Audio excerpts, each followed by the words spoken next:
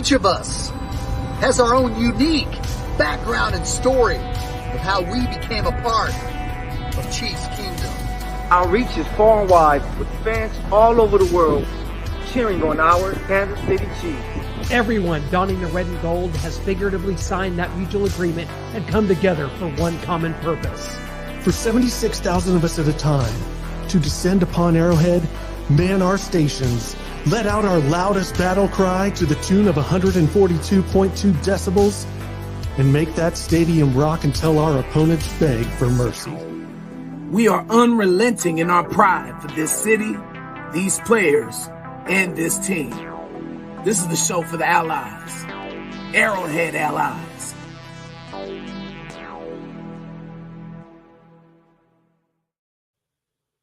Go. It is a Super Bowl showdown here on Arrowhead Allies. Big thanks to Coach Dick Vermeil for joining us here. Coach, it's Tuesday, but we have not come down from this high just yet. What a Super Bowl it was. Welcome to Arrowhead Allies, and how are you, sir? I'm doing fine, thank you. I'm down here in Key West, Florida, so I'm very relaxed, but I sincerely enjoyed the overall environment yesterday, or Sunday, rather. Go ahead, Brian. We don't have trouble with his mic. Hey, Coach, when you see the struggles that the Chiefs had throughout the regular season with their wide receivers, and when you see them pay dividends in the postseason, of course, that has to make you feel proud to see on the biggest stage that these wide receivers really stepped up on the biggest stage. Do you think Andy Reid needs credit for that? Because in so many years I've watched football, it would be so easy to bench those guys or make them inactive. What does that tell you about Andy Reid and his loyalty with these wide receivers throughout the entire season? Well, first, he's patient. Okay, he's patient. And secondly, he evaluated properly in the talent they had. What you can't sometimes define is how long it's going to take them to be as good as they ought to be. And they gradually got better. You know, they practiced hard all week long. Each practice, I would expect receivers do a lot of things to get better, and gradually it catches up, and they quit dropping as many balls as they were and making more plays than they had been making, and all of a sudden you have a Super Bowl win. Coach, talk to us about the Taylor Swift effect. 123 million people watch this, the most watched telecast in NFL and just television history. Talk to us about just kind of your thoughts on that as you watched it kind of all season long, just kind of envelop everything that is Taylor Swift in the NFL and the world. Well, you know something, I'm not going to give Taylor Swift any credit for increasing the audience, okay? I think the caliber of the football game did what it had to do. And, you know, and the buildup for the game was tremendous. So I really believe just the national audience showed the postseason games, the playoff games, all were productive and producing more people watching television. What they average, 38 million people in the playoff games, higher than normal. I think only one other year exceeded that. So I think really it was the dynamics of the game. You know, the 49ers are a very fine team, coached by a great football coach. Andy Reid has been there and done it. He's proved he was a great football coach many times, and he did it again Sunday. So I think the accumulation of those things and the increased marketing of the game, well, like you guys, so many people are broadcasting games and information on games prior to games, and that it just stimulates more interest. Added the gambling influence now, as I think, and the fantasy football. I mean, it's amazing how many things contribute, I think, to an increased volume of people watching the game on Sunday, or rather, regardless if it's a Super Bowl game or any game. Hey, Coach, thank you for joining the show. Y'all have to excuse my voice. You know how I get into the game. But, Coach, there are so many great players that you coach that never won a championship. Hell, there was some that barely won a playoff game, specifically with the Chiefs. Tony Gonzalez, Trent Green, Will Shields. Those guys never won a ring. And for Patrick, Trent Green got a ring with the Rams. I'm sorry, but with this team and the success that they're having, can you just put it into words of how we should not take this for granted and how we need to celebrate this as much as we can, because these things are hard to come by? Oh, no question, they're hard to come by, and I can say that because I've been there twice, won one and lost one. So when the game was over, I was very, very happy for Andy Reid and equally disappointed for Kyle Shanahan because I've experienced both emotions. And of course, one is better than the other. But you know what? It takes the same thing to get there and lose as it does to get there and win. Getting there is so difficult. And the fact that the Chiefs have done it twice in a row now for the first time in many, many years, I think it's a positive reflection on the entire organization, starting with the owner and the family, the Hunt family, and Clark and what he's done, the staff he's surrounded himself with in the leadership of the building, and then what Andy has done in surrounding himself with the personnel department, the general manager organization that he's done. It's a reflection on those guys. And who's to say now that they won't do it 3 times in a row? I would not bet against it. Yeah, why not keep the good times rolling here, Coach? And we got to ask you about this. One of the main talking points from this was the sideline incident between Andy Reid here and, of course, Travis Kelce kind of getting his face and bumping him. I guess my question to you is, these are men of passion, these players, these coaches, they've worked so hard for this. We know what Andy Reid means to these players and how they kind of operate.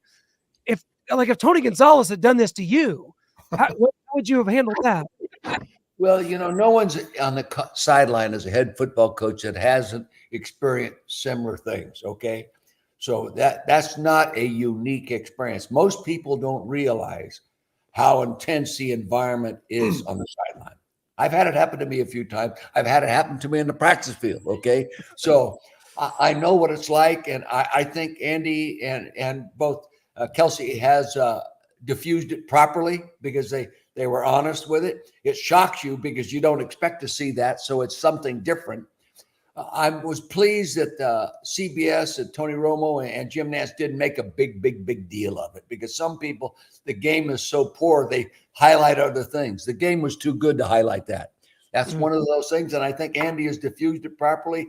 And if it's a problem, Andy never demonstrated it after the game in any way. And so we have to move it on. And plus, you have to give Travis Kelce credit for being what he is and not evaluate the situation. Coach, when you get a young quarterback like the Chiefs drafted Patrick Mahomes, I know you had Kurt Warner, Trent Green, you had Ron Jaworski back in the late 70s when you were the coach in the Eagles. How do you know how much you can put on a quarterback when it comes to what the plays and how much he can mentally digest when you get a young quarterback like a Patrick Mahomes and you're trying to feel him out to see what he can dissect? How does that compare with a quarterback like you had with Kurt Warner, who was able to dissect it a few years later? How do you know how much you can put on their shoulders? Well, I was fortunate. First off, I never had a quarterback that was limited. He could absorb anything he wanted to absorb. In the Eagle days, in those days, people didn't run the volume of offense they run today, nor the volume of offense we ran when I came in back and coaching under Mike Martz and my offensive staff, Al Saunders at Kansas City, my offensive staff leader. We kept adding more to it. And when you stop and think how many years Andy Reid has been running his own offense, and yes, people have coordinators and they contribute and they add to it. But you think of how many years he's been able to go through at the end of the season and say, I thought this was good, but it's not. I'm going to add this. And plus you see what other people are doing and add it.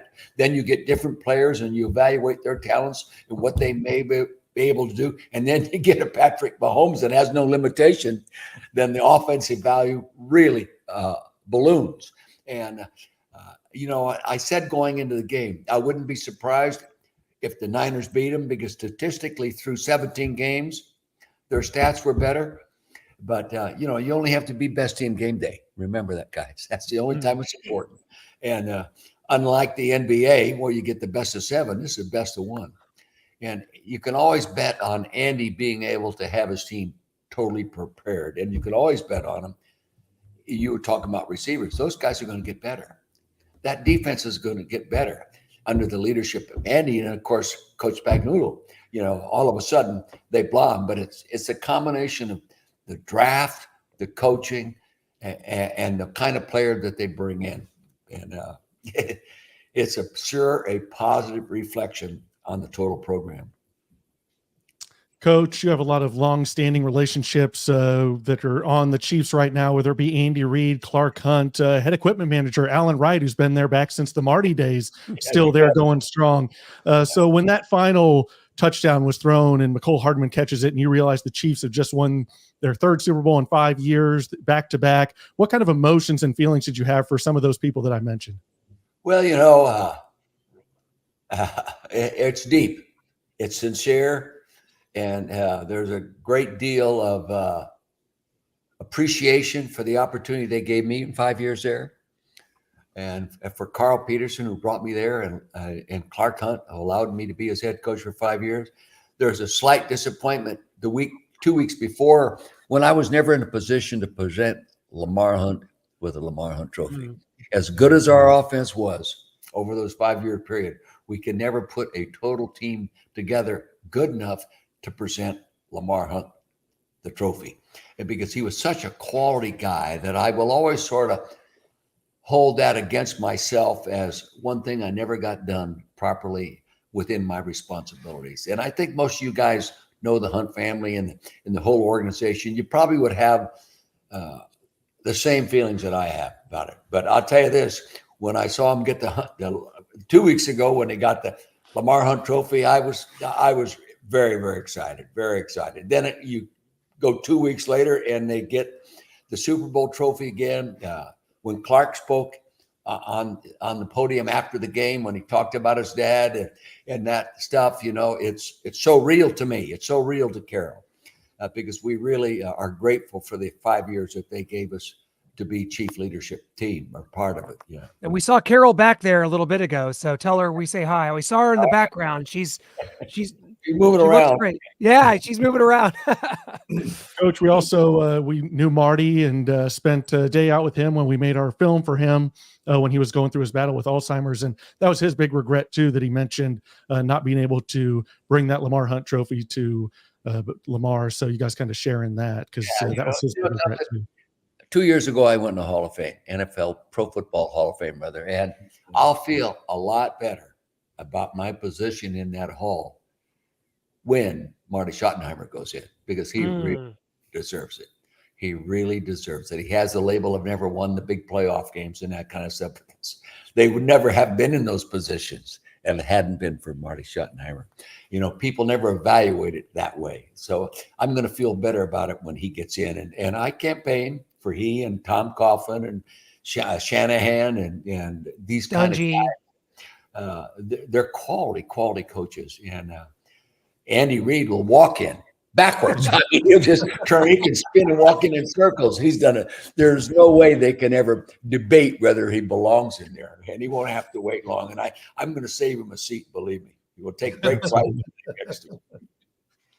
Hey, Coach, recently the class of 2024 was announced in the Hall of Fame. And some guys you coached against, you had the game plan against, made it. One including Devin Hester. Many consider him the greatest kick returner of all time. But man, in that same era, Coach, you developed one of the greatest kick returners of all time in Dante Hall. Even when you believed in him, even when he was wearing number 20 and he was a halfback coming out of Texas A&M. He switched to that 82. You had a talk with him, and boom, in 2002, he exploded, and definitely at that time was the best kick returner in the league. Could there be any room in the hall for the X factor? Because he was a game changer and was a reason why we won so many games in 2003. Well, you know, I believe Dante Hall is an equivalent to the Hall of Famer that's going in this year.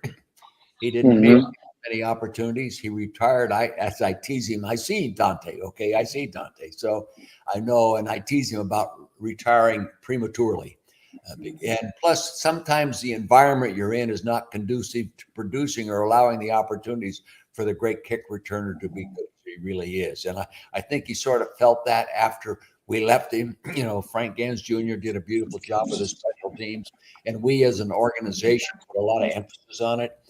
You know, in every ball game, even Sunday, okay, special teams make a difference. Can you imagine what that game might be if the punted football doesn't hit the guy in the foot and the returner can't field it properly? Yeah. And The Chiefs get it back. Okay. You know, all these things are critical, but Dante Hall is a Hall of Fame quality kick returner. Will he get in there? Chances are not, because he retired immaturely, I think. But I think he was every bit the equal. You know, so go ahead, Michael. Yo, what's up, Coach? I actually met you and Carl Peterson at the UCLA game, a football game, end of last season. So how are you doing? Once again, we took a great picture together. But just to see where this Chiefs organization is winning the Super Bowl, like I tell people all the time, like I'm from LA. I became a big fan in '95, but your regime kind of took my fandom to another level. The way that you guys were able to put up points with Priest, with Trent Green, with Tony G. But for you to see where this Chiefs team is with them winning, where fans coming out of whichever place, just like, what's your thoughts on the growth of Chiefs Kingdom? Well, I think if there is a community in the National Football League that deserves this kind of success, it's in Kansas City. Those people are wonderful people there. They're very, very loyal, very, very passionate. And very sincere, and the overall atmosphere in Arrowhead is wonderful and very hard place to come into and win. It sure helps the head coach. But I would say that yes, you were at UCLA that day, and now we have a new football coach here, Deshaun Foster. Okay, yeah, and Carl Peterson, and Carl called me after the game Sunday. You would think he was still president of the team. He was so emotionally excited and so happy for the organization, you know, and it's good to see those kind of things. But everything in that organization is complete. Can you find a hole or a weakness in the area? Not in the personnel department. 7th round draft choice is in there making big contributions in the running game. Okay. You know, there's just everybody in that organization is working under the Hunt and Andy Reid organization and leadership, and no one's doing. They're proven no one's doing it better. And you know something? I am not surprised. I am not surprised. Can we give Carl Peterson his flowers real quick, fellas, please? Seriously, Carl Peterson built Chiefs Kingdom, like from the ground up, baby, in '89. Give King Carl his flowers. And I think they do. I think, you know, I hope he feels it. I do. You know, when he took the organization over, they were in a hole. I mean, there was a lot of things not going on well, and you know, I didn't do a good enough job for him to take advantage of the contribution he made to that organization, and I feel a little sorry for it. Even my last year, we won 10 games and didn't go to the playoffs. Hard to do, but we did it. And but Carl did a great job there. What they're doing now exceeds whatever anybody has done in the past, okay? Because of the total commitment of the organization, the kind of people they have in it, and what Lamar has done in bringing Andy there, and what Andy has done in bringing the general manager and reorganizing the personnel department and everything. Why not go for number 3? They're sure as hell going to be number 1 in consideration when the season kicks off next year. Coach, we can't thank you enough. I'll tell you this before we kind of get out. You know, we saw Taylor Swift. She was slamming some wine. She was chugging it back. I think it was probably Vermeil wine. I'd have to check. I think it was one of your cabs. I busted open one of your fine Cabernets after the Super Bowl victory. So tell us what's going on with Vermeil wines and what people can look for, and maybe join your wine club. It's worth it, and you get to do stuff like this with you on like Zoom calls when you join the wine club. Well, you know, I enjoy it. It keeps me after, makes me think, makes me work a little bit each day, a little bit on it. We have 530 wine club members now, and that's good. Our goal is to get to about 650. This 2003 vintage that we just picked and producing right now is going to be the best vintage we've ever had, but not unique because everybody in the Napa Valley experienced the same thing. It was going to be the 2003 vintage is going to be one of the quality vintages in the history of the Napa Valley, and we're part of it, but on a small side. Our 2021s now are out. We did about 1,650 cases of that. It's excellent wine. It's only going to get better as it matures. We're out of our Sauvignon Blanc already. We have some new coming in soon because, you know, you can go on a year-round cycle on Sauvignon Blanc. In fact, right now, I'm drinking Damon Eward's passing time with Joe excuse me, Dan Marino, the little wine company they have in Washington. You know, Okay. They make great wines. It's called Passing Time. I'm sipping on that tonight here in Key West. But our wines, I'm proud of them. Okay, we're playoff caliber wines, and we have won blind tastings with it over wines that cost 2 and 3 times as much. So I'm proud of that. But the only way you can really get our wines now is go online and go Google Vermeil wines and order it online, other than joining the wine club, because it's not sold wholesale anywhere around the country anymore, because we don't have enough wine to do that. Coach, it's an honor. Let's get it up, guys. Super Bowl champion, Pro Football Hall of Famer Dick Vermeil. You've made it extra special for us. We're celebrating a Super Bowl here in Chiefs Kingdom. You're down in Key West. Have a great time, and we'll catch up soon, Coach. All right, go Chiefs. Take care. That's right. Go Chiefs. 2024. Okay, bye-bye. Thank you. Thank you. That is legendary. That is Hall of Fame. That is Super Bowl champion Dick Vermeil. And guys, we're reveling in the occasion today here on Arrowhead Allies. We started you off with Dick Vermeil. We're going to go around. We're going to talk about what this last week, what this weekend, what this Super Bowl means to us. You're here on Arrowhead Allies, and none of us, to quote the great Gavin Rossdale from the 90s grunge band Bush, I don't want to come back down from this cloud. And boys, I may never do it. Let's go. Chiefs, baby!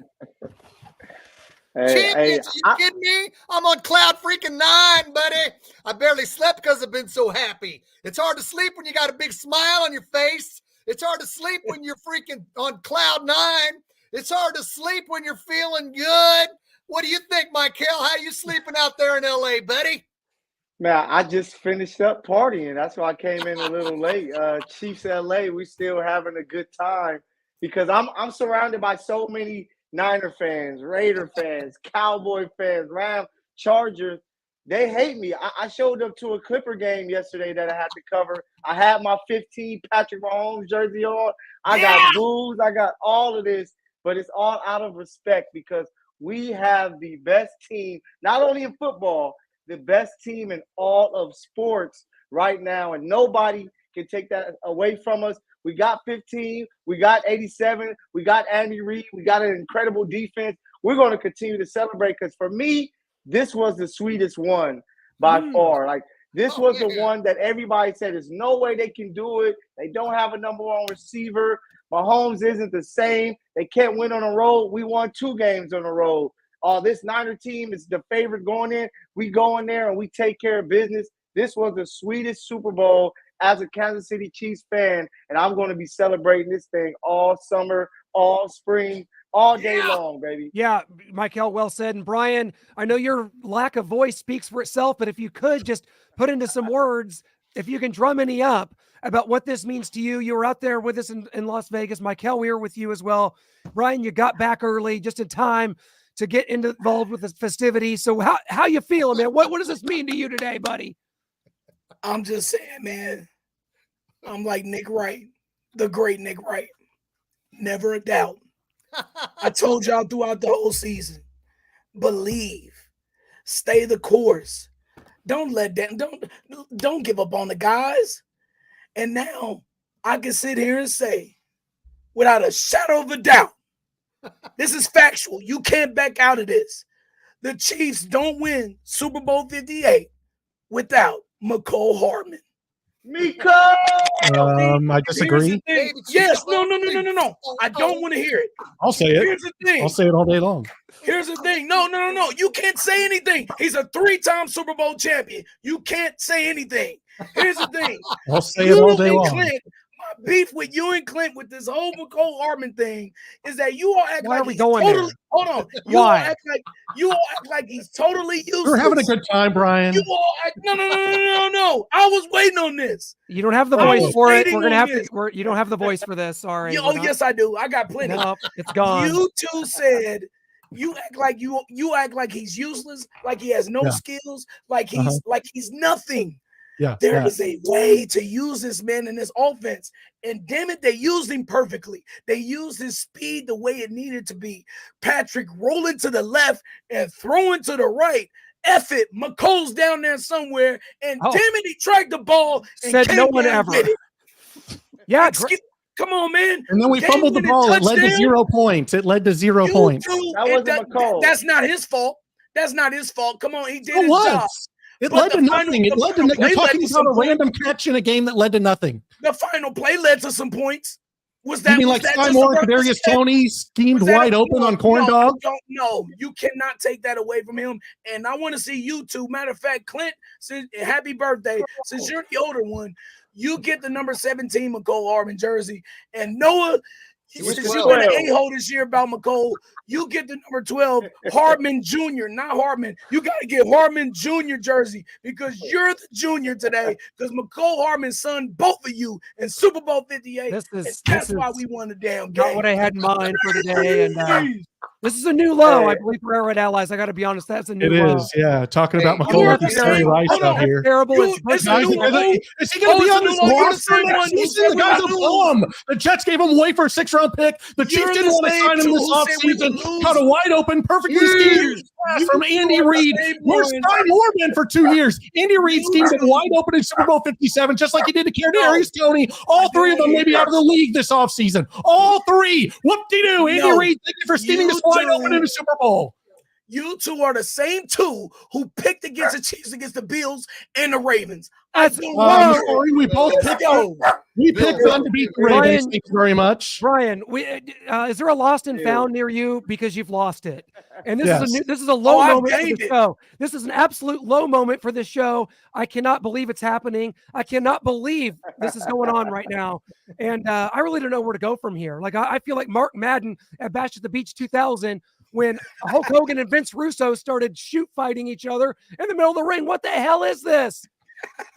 Hey, Brian, he deserves props for catching the ball. And like my first question to Dick Vermeil, how do you stay with these guys who have been falling short? I mean, let's be honest. McCole Hardman fumbled twice inside the 10-yard line against Buffalo. There wasn't a lot of faith in it. But when it came time for him to play Sunday and Super Bowl Sunday on biggest stage, yes, he caught a 56-yard beautiful bomb by Patrick. And yes, he caught the game winner. Thank God.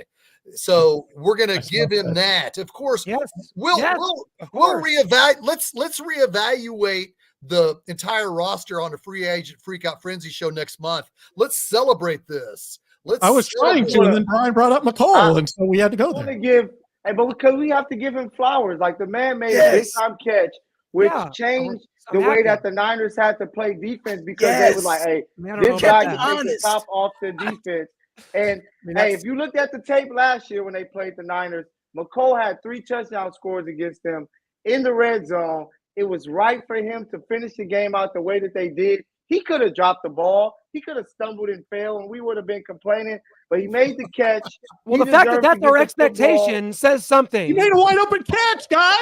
Hey, you go out and make it. You go out and make it in the Super Bowl. You go out and make it in the Super Bowl with the game on the line. I just turned 40. I'm not Tom Brady out here. Jeez. It's not just McCole, though. I want to give props to all of the receivers because they showed up in the Super Bowl and made the plays that they had to make. Justin Watson made some nice catches. Rasheed was being Rasheed as much as he can. MVS made some catches. Noah Gray made a big first down there late in the game. Like all throughout the season, we heard that they don't have enough catching the ball, even from a couple guys possibly on this show maybe. But those guys stepped up. They did what they had to do, and now they're once again Super Bowl champs because at the end of the day, you can't measure the heart of a champion. You may struggle, you may get knocked out early, but you can come back and make it happen. And that's what the Chiefs wideouts did, and that's why they are Super Bowl champs, baby. Exactly. But let's get specifics here, guys. Let's get specific. With the Chiefs trailing 10-3 at halftime, there's a 30-minute halftime break. We're just waiting for the Chiefs to get the ball during the 30-minute halftime. And then Patrick Mahomes on the third play throws an interception. We're thinking, uh-oh, man, this might not be our game. And then Brian. But I wasn't thinking that. Me? We have to give kudos to the Chiefs defense because they forced not only a 3-and-out from the 44, they forced a 3-and-out the next 3 possessions the 49ers had the football. And a lot of that, we got to give some kudos also to Pennell. The guy was playing like a freaking animal. Hey. And I want to give some shout out to Dangerous Dick Penix, who's a big fan of his, who peeped out his Pro Football Focus numbers on what he did that game. So Pennell was a monster stopping McCaffrey. So that was huge because they had 3 3-and-outs, and all we could muster from 3 3-and-outs was a 57-yard field goal to pull us within 4. So that was key. Then before, of course, Tommy Townsend with a game 10-6. Punts the football, and it hits off a freaking 49ers ball. And who jumps on the fumble? Trey Five. Watson. Yeah. I'm worried about him. We have a parade tomorrow. I'm worried about him. I'm sure he learned from being 2 months last year. Stay out of the wheelchair. Watson jumps on that football. The next play is a touchdown to MVS. Then it was on. You felt like that loosened up the offense because think about it, guys. It was kind of scary. 10-6. We just forced 3 3-and-outs. Boom, we get a fumble. That gave us the spark we needed to, I feel, take it all the way through overtime. What do you think, Brian? Never wavered. Look, man, it was because Just like you never wavered through the Alex Smith era. No. Let's go. Let's talk about this. That's different. I did. I never wavered because of the way that the Chiefs were playing defense and the way that the 49ers were playing defense. They were playing how the Raiders played the Chiefs on Christmas Day. They were playing how Baltimore was playing them last week. Cover, only send 3 or 4. And when they sent a blitz and they man coverage, Patrick tore their ass up. It was a play late in the 4th, I believe, or in overtime, where he hit Rashee Rice on a shallow crosser. It was a 25-yard gain or something like that. Put the Chiefs in prime field goal range to set us up for a touchdown. But I knew eventually that the team will figure things out, that the offense will figure out, okay, we still need to run the ball, which they did, even though it was not successful. They kept the 49ers honest. See, this game about momentum and play calls, this is why I don't put a bunch of thought into a bunch of stats, because it's about what you see on the field. To me, in my opinion, it's about the momentum. Stats don't tell the circumstances of the game. Stats don't tell the circumstances of the player, what happened, or this, or that, and the third. So I knew that when we got momentum and we figured this thing out with the screens, shallow crossers, all of that type of stuff, I knew we would be good. And the defense has been there all year long. I knew that our cornerbacks had their wide receivers click-clack on lock the entire game. They couldn't do anything. Brock Purdy was smothered the entire game. They scored 10 points in the first, didn't do anything in the second and third quarter. Okay. So I kept the faith, man. And most of all, come on, we got 15. 15, the defense and Bucker. No argument there. I mean, I'll tell you this. I know this much for sure. Those of you Bible historians out there, Lazarus is in fact a Chiefs fan, because this team came back from the dead on Christmas Day, and it has taught me a lot of things. It's taught me humility. It's taught me that what we have in Patrick Mahomes is something that exists beyond the realm of normal sports greatness. You know, the quote from The Sandlot where they said Babe Ruth was less than a god, but more than a man. That's what we're experiencing here. And I will never take that for granted again. Not that I did in the first place, but sometimes you just watch a team play with your own eyes and you say, this isn't it. This team doesn't have it. We've got too many problems. There's too many issues. Mahomes is melting down and yelling, trying to fight refs. Travis Kelce's throwing his helmet. It's not working. It came together for 3 beautiful games in these playoffs, and back-to-back Super Bowl champions is meaningful. And to the rest of the world, take notice, because we've only just begun. And in the words of the Nature Boy, Ric Flair, there's only one thing that says you're number one, and it is the Lombardi Trophy. There's only one title that says you're number one. When you want to go around and say you're number one, that's it. In pro sports, the Lombardi Trophy says it. It's on the biggest stage, 123 million people watching this, whether you want the Chiefs to lose, whether you want them to win, whether you want to see Taylor Swift chugging Vermeil wines in the crowd. Like a girlfriend of mine once said, whether you love me or you hate me, you're always thinking about me. And they're in our hearts forever, baby. This one means everything. Noah, what's this mean to you, baby? Yeah, this does mean everything. I mean, I've got 2 behind me. I've got the 3rd one on order. It's going to be made here in about 6 weeks. To be you. Where's the first one at? First one? Super Bowl 4. Oh no, I don't got Super Bowl. I wasn't alive for that. Yeah. I don't claim that one. I wasn't alive. So, but man, this doesn't just mean something to me because I never thought I'd get one. So just getting one was it for me. But I'll take as many as Patrick Mahomes wants to give me. And so far he's given me 3 and hopefully 4, 5, 6, 7, and 8 because this is about this guy's legacy. This 3rd one meant everything to me. I had to have it. I couldn't have the man. 2-2 in Super Bowls. He's 3-1. We're fighting to get closer to Tom Brady. And Michael Irvin was on one. He thinks if he wins another Super Bowl, then you start saying, I don't need to see him win 7. Mm-hmm. If he at least gets to 4 to clear Joe and Bradshaw. Maybe you sit here and say, Tom has 3 more, but you're still looking at the baddest dude to ever play that position. If he gets 5, it's over. And I think I agree with him there. And, I 100% agree with Michael Irvin on that. Yeah. He makes a good point because of the fact that the circumstances of how the Patriots won those first 3. We saw it. It was not on Brady to win those 3. Yeah, he did deliver when he needed to, but Brady was like Brock Purdy. Look at Brock Purdy with the 49ers now. That's the first 3-4 years of Tom Brady's career with the Patriots, and Brady got it done. Eventually ascended to where he was. But man, Patrick, he's been the truck, not the trailer, since he entered this team. Since he was starting quarterback in 2018, he's been the driving force behind why the Chiefs are Super Bowl contenders every single year. So I love that Michael Irvin, out of all people, said that because I believe it.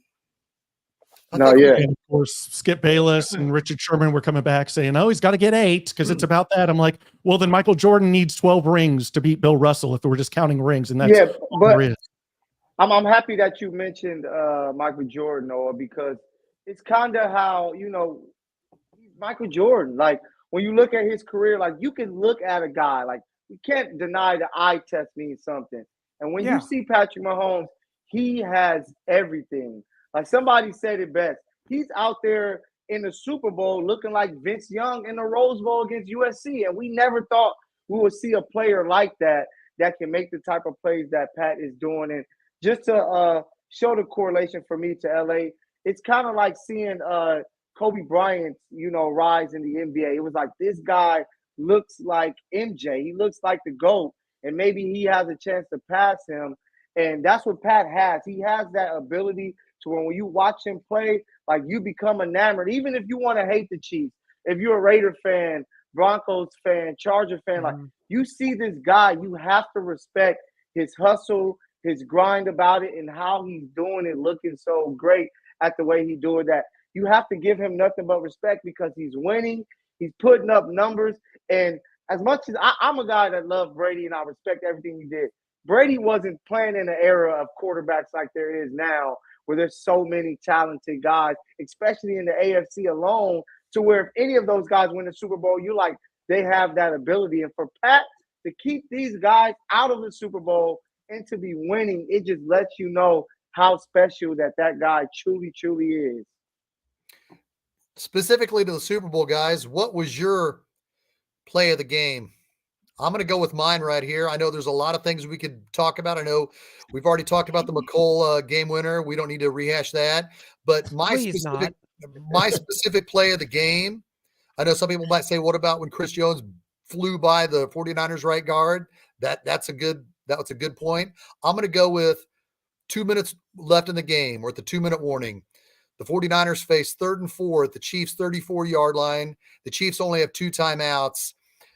When they went to commercial, I was with Clay Windler of Red Tribe Cinema, and we were like, man, we got a blitz here.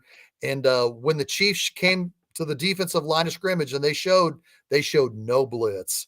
And me and Clay were like, oh, man, this isn't good. But Spags designed that freaking play extremely well. He disguised it so well. Freaking yes. Trent McDuffie comes in from a corner blitz way back in the secondary, blocks the pass away from the 49ers quarterback, Brock Purdy, setting up shop for the 49ers to kick a 52-yard field goal, killing the clock. The Chiefs had 1 minute and 48 seconds to drive down the field. To me, that was huge because if they pick up that first down, they can milk the clock and milk the Chiefs to timeouts. Michael, what was your defensive play of the game, or what was your play of the game that you feel compared to that, what was yours? The defensive play of the game for me, I think that it just let the Niners know, like, it is going to be very tough for us to complete the ball down the field. It's the pass breakup of Trent McDuffie on Debo in the end zone. Like, I just think that showed Brock and those guys, like, man, it's going to be a long day when it comes to us to try to push it down the field. That's why you start to see them throw more crossers and things like that, because they realize Snead did a great job taking away Ayuk. Trent McDuffie, I felt that if the Chiefs somehow won in regulation, that you could have gave him the MVP award, how great he was playing and shutting down guys and, blitzing and things like that. But it was that play defensively. And just for the game, man, you have to give it to the finish. Like, it was drawn up perfectly. Once you heard it was corn dog all over again, but this time, Tom and Jerry, it led to McCole getting the ball. It led to him being on Jimmy Kimmel. So it had to be that play. But it was just those last 2 quarters were some great football. I know a lot of people were like, oh, man, it was a boring game, especially that first half. It was just a defensive football game, and I expected that. I didn't expect the shootout like when people say that. I can't stand that. It's part of football. Them be the casual football fans. Well, yeah, bro, I don't want to be around y'all during the Super Bowl because y'all don't know what y'all talking about. For instance, I was around this lady complaining about Patrick Mahomes and not throwing the ball. I wanted to go around and scream at her, lady, nobody's open, bro. You want him to, then when he throws an interception, they'll blame him. Oh, he's sorry. He throwing an interception. That's why I don't want to be around people who don't know football. That game was exciting from front to the end. Okay, I don't need a bunch of scoring for it to be an exciting football game, because it's an internal chess match going on that people have no clue about. And the most dramatic ending you've ever seen. At her. That was good. Well, yes, we definitely condone that. I agree with Tom Hood, who said the 3rd and goal stop in overtime to force a field goal. I think that really, because the strategy we know now, Patrick Mahomes has said, hey, we were going to go for 2 if we had to go down there and score a touchdown and either tie it or take the lead to win the game. And Randy Reed had a 2-point play for that, guys. Man, he'll never tell us, but I wanted to know what that play would have been. Yeah, it might have been that one. It might have been Tom and Jerry, right? Hot dog, corn dog with some ketchup and mustard. I'll tell you what, though. Question. The 4th and 1 for me, like all of those plays you all said, they're in there too. I was going to choose that too, my 4th and 1. That 4th and 1 is because the 49ers were in on what we were doing. We could not run the ball that well. Like the play before, we had rushed to the line and ran the ball, got stonewalled with Pacheco. And it's really dicey because it's overtime now. They stop us, they win. And it gave us multiple options. Patrick Vick, he's been the man all season, not Mahomes. Patrick Vick, the secret sauce to the success of the Chiefs this year. Of course, the kicking game with Bucker, him making those crucial kicks that he's been making all year long. The defense being stout, but Patrick Vick making those key runs on 3rd and long, on 4th and short, or whatever. That 4th and 1 really stuck out to me, especially when the 49ers felt they were this close to winning the game, to winning the Super Bowl. And, man, Patrick just takes it right from under them and gains 15 yards or whatever on that play to extend the drive.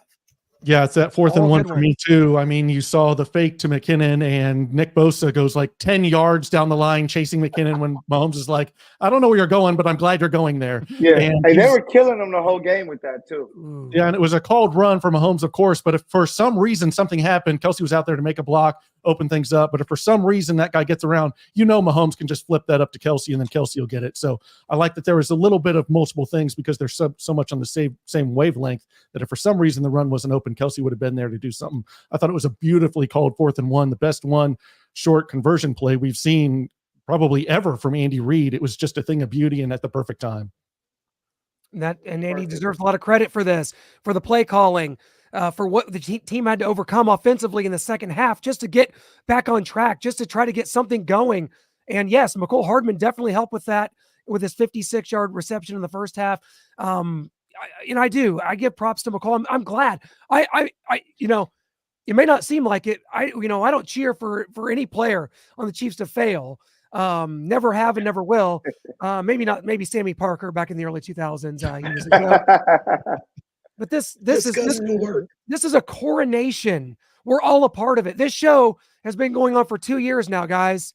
Maybe that's why Noah has 2 trophies back there, because 2 Arrowhead Allies Super Bowls mean something too, because we've been out there, out in the stratosphere for 2 years now, 2 seasons, 2 trophies for all of us too. So props to everybody around here for just keeping the faith, keeping it rocking each and every week during football season, guys. It defied the odds. Let me go back to your point, Clint. This season defied the odds. It didn't make sense. It was the square peg round hole. You can't go to the Super Bowl when you lead the NFL in drops. You can't go to the Super Bowl when you got a right tackle who's about to break the penalty NFL record that you just gave a lot of money to in free agent. It didn't make sense. But the caliber of this team, like Brian alluded to with Andy Reid, Patrick Mahomes, and Kelsey, they were able to right the ship. And as I've said all week on my Shaggy Shane pages, we embraced the storm for the month of January and pulled it together. As a lifelong football fan, I'm no better football fan than you guys, even though I've been watching closely since 1977. It doesn't make sense. It doesn't make sense to a team to struggle this much and then make it to the Super Bowl. We defied the odds. That's why the 2023 season, I got 23 on for the 23 season. We'll remember this even when we three-peat with a stronger roster next year. We're going to remember this year because we defied so many odds. That's what we can always embrace about the 2023 season. What do you think, Noah? Hey. Go ahead, Michael. Take it. No, I just wanted to say, you just have to trust in not only the talent and players that the Chiefs have, you have to trust these coaches, man, because these coaches seem to find a way, special teams, offensively with Reed, Spags on defense, and it seems like they seem to make the right call at the right time. Because I don't know how you guys felt, but I was totally shocked that the Niners took the ball down to the 9-yard line, 4th and 4, and they decided to say, let's just kick a field goal and see if we can stop Patrick Mahomes. I thought for sure that they were going to say, hey, we need a touchdown to beat these guys, but they didn't. And the Chiefs were like, hey, we're going to find a way. We're not coming out here and try to dink and dunk here in overtime just to get a field goal to keep it going. We know we want to score, and that's exactly what they did when it came to the touchdown, because the coaching that the Chiefs have is just next level, and I think that we have to respect it. Like, even if we start off maybe 3 and 4 or whatever, they always seem to find a way. So you won't see me anytime soon in a panic mode saying, oh, they need this, they need that. As long as we got 15, Spags, Andy Reid, I'm going to trust that team to get it done at the end of the day. Clint and I will be the ones that have to bring it and lose it for 3 and 4 next season. And don't you worry your little heads. We will surely do that. No, but Noah, I want you to answer that question. How will you look back at the season it was like this? It was just until January. How will you look back at the season? I want you to tell our viewers. I mean, all I've learned from these past 2 seasons is that Patrick Mahomes is inevitable. Pair that with Travis Kelsey, Andy Reid, a defense developing through last season and then really taking off through this season. And you heard it before the game, find a way. Travis Kelsey and Patrick Mahomes in the pregame huddle just yelled, find a way. And boy, did they ever find a way. I can't explain last season. I can't explain this season. I can't X's and O's it. It doesn't make sense like you were talking about, Shane. The receivers are a problem. People blowing up on the sideline. Lots of doubt circling them other than Brian is the one that believes in them. And the team, Brian, I think, is a part of the team in that locker room, keeping the belief all the way through. But, yeah, there was a lot of doubt going around from a lot of people, including myself. And, man, Patrick Mahomes is inevitable. That's what I've learned. Never count that man out. Never bet against him. Yeah! I'm going to add another logo down to the bottom of this screen, by the way. And, Brian, I hate to tell you, next year's logo, and the Chiefs are going to be there in New Orleans, that logo is brutal. It's terrible. It's not. I knew you were going to say that. We're going to agree on something someday. I promise you we will agree on something someday. No, if the one that I've seen is the one that you're talking about, I totally disagree. Hate it. Like the line. The Super Bowl logos are the best they've ever been. Past, since the Chiefs started winning the Super Bowl 54, the logos have been superb. 54 was awful. You out of your damn mind. Brian. It was basic. It was just like white L-I-V. Girl corporate. It looks Miami-ish. What do y'all want? It looks Miami-ish. It's simple. Y'all got to catch up with the times, bro. Y'all got to come from out of the 90s, dog. It's 2024, dog. Y'all got to catch up. Come on, man. No part of 2024 other than the championships. Hey, I hope. Hey, Lil Wayne better be at halftime. Lil Wayne better be the halftime show. Facts, big facts. It's no other answer. Yeah, no other answer. Who else? Was Usher awful? We can all talk about that. Excuse me, awful. It was the best halftime. It was up there with Beyonce and Michael Jackson. Are you kidding me right now? I couldn't understand a word coming out of his mouth. No, I'll say this. Whoa. I'll say this. He out of breath dancing. Let me say this. He represented Atlanta. He put almost all Usher got hits out the ass, bro. Usher is. I couldn't understand it. He was like out of breath dancing. Are you seriously sitting here telling me that performance was awful? Are you sitting here telling me that, Mr. Mason? Listen. Are you serious? What makes you what gives you the audacity to say that? Please. Because he was out of breath dancing. I couldn't understand the words. No. We're going to agree on something someday, Brian. Someday. Let me wrap this up real quick. I don't know anything about Usher's music, but I know a lot about music and talent.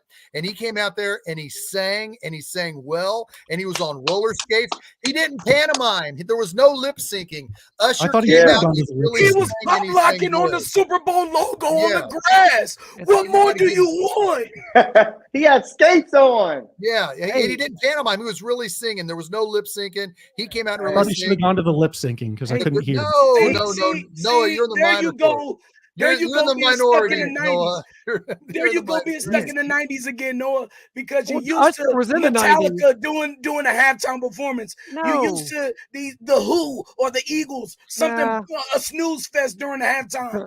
You get a legitimate superstar, the best R&B singers of all time, and you say, I like Usher. I just thought the performance was bad because I couldn't hear him. Guys, you disrespect Usher Raymond. They call him US, HER. RAYMOND.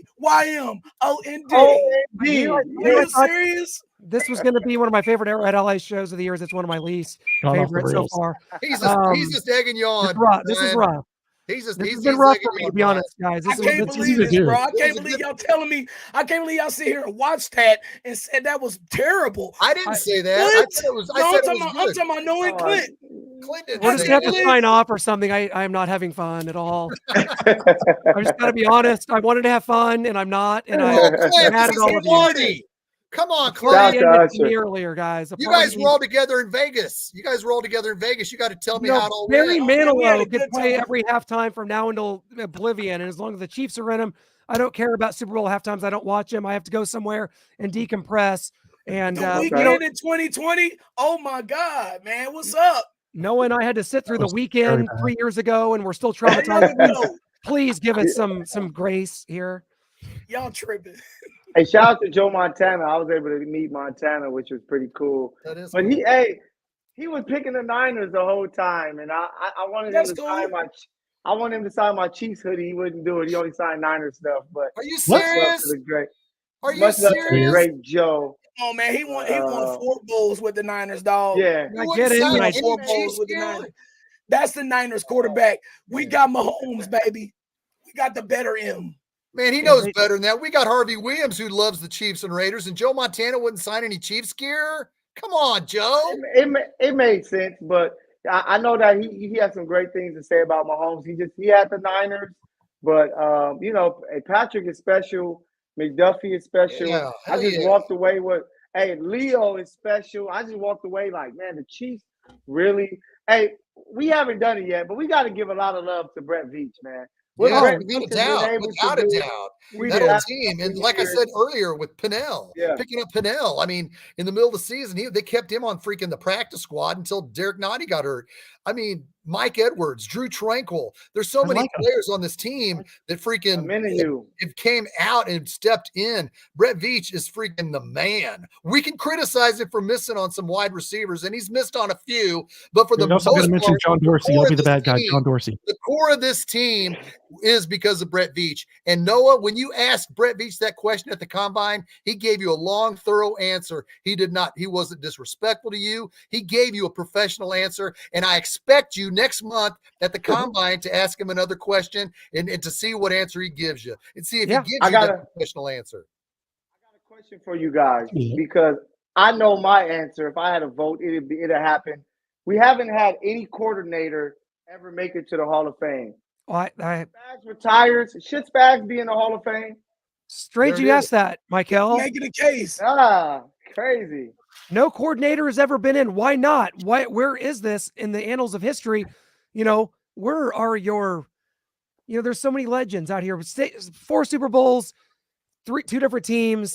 This guy had a Hall of Fame season right here this year, Michael. He has to be. He has to be a Hall of Famer. He was able to help the Giants beat Tom Brady twice. He's been a part of this.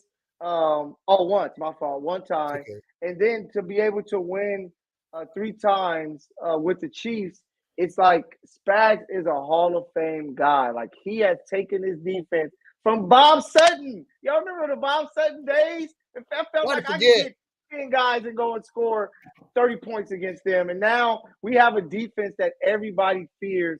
Spags is that guy. I thought this was number 5 for him. He wasn't the guy for the Giants. He went in 11. In 2011, he was a head coach of the Rams. Yeah. In 12. That's right. 11. But yeah, I think the thing that separates Spags from other D coordinators is his ingenuity, his creativity, and the way he's able to mix up coverages. And look, the Chiefs didn't allow more than 27 points the whole year, including the playoffs. That's unheard in this era of football. And the way he was able to do it with developing the defensive backs like how he did. He did a job last year. We forget, mostly rookies on the back end of that defense. And it's so many changing pieces as well. You get Drew Tranquil coming in this year. And with the rookies. And then you got King Felix, and he's developing Karlaftis. I mean, just look at the development of the players and the scheme that Spags has had. And it's a testament to Brett Veach actually giving him the tools that he needs to succeed. And when you do it in more than one place, and you do it against Tom Brady, and you get 3 rings at another stop, sounds like a Hall of Fame resume to me, fellas. Brian Cook and Charles Omenihu go down. Brian Cook, the Packers game, Charles Omenihu in the AFC Championship game can't play in the Super Bowl, and he's got guys stepping up there, especially Mike Edwards, who played a big key role in this postseason, along with Deion Bush and Chamari Connor as well. That's secondary. Yeah, and they're balling out for sure. Hey, before we do he had to deal with so many injuries this year too. Yeah. He had to fill so many holes. It just adds to the legacy. Before we do our free agent freakout frenzy show next month, are you guys going to the combine before that show or after? Before. So when is the combine? Like the 27th through the 3rd or so. Okay, well, cool. I'm looking forward to that. I know you guys have got to work on. Alicia Keys was great. I'll say that. Oh, come on. Yeah. See, and she wasn't. She came out on a bad note. See, I'm in the show, man. In the show. No, this is yeah. Listen, we're going for a three-peat. We're going for a three-peat. We're going to celebrate this. I'll let you guys bicker about music. The Chiefs are going for a three-peat. You guys, I mean, thinking about three-peat has me going back to see why didn't the Patriots win it in 2005 when they lost in their divisional round to Denver? Why didn't the Cowboys win it when they lost the NFC Championship in 94 to San Francisco, Deion Sanders? So we're going to have to see what's it going to take, and it's going to be fun to think about that for the next month. So, ladies and gentlemen, boys and girls, Kansas City Chiefs freaks worldwide of all ages, those going to the parade tomorrow, have a blast. Be back here in 4 weeks from today when we talk about what can make the Chiefs even better, if possible, next season with free agent freak out frenzy hits Arrowhead Allies in 4 weeks. Join us, baby.